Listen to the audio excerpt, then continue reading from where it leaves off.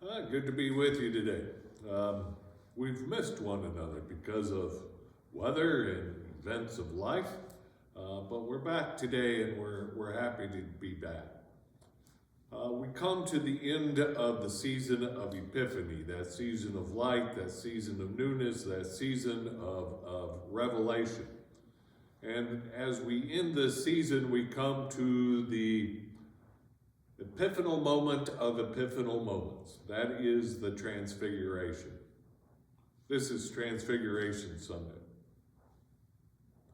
In the Transfiguration, you might remember Jesus and a few of the disciples go to the top of the mountain. And while they're at the top of the mountain, Jesus' appearance changes. He's transfigured. He's transfigured to this bright, glowing light. All of him. Not just his face like Moses on Sinai, but his whole being is changed and is transfigured. And in that moment, the disciples also see Moses and Elijah talking with Jesus. That's the Transfiguration. So what are we to take of that moment? What does it tell us? Well, it tells us a whole lot, right? The first thing it tells us is it solidifies for us the identity of Jesus. You might remember that right before the Transfiguration, Jesus asked his disciples who they say he is, right?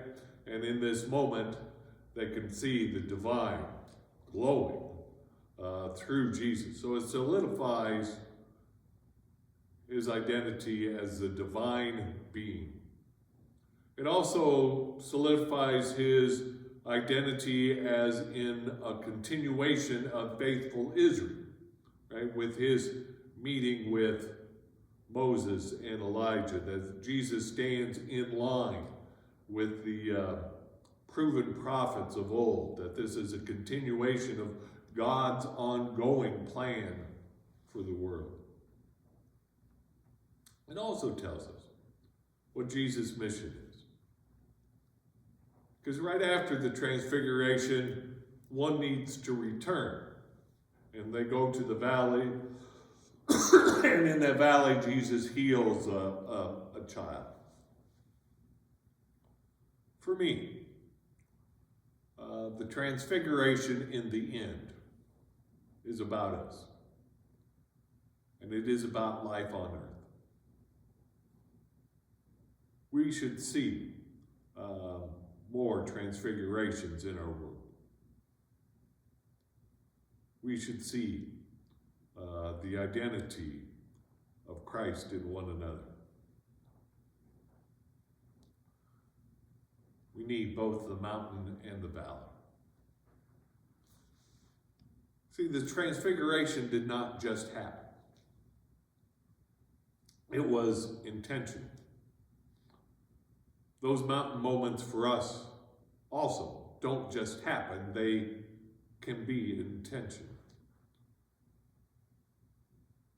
Where we make that space between heaven and earth just a little narrower, right? They went on the mountain to pray. They made that space between heaven and earth just a little narrower. We too can have that moment. But we too also need to return to the valley, to the work of the mission. We need both those moments of enlightenment and those moments of nitty-gritty work to be fully who we are. See, in this moment of Transfiguration, the whole focus of Luke changes.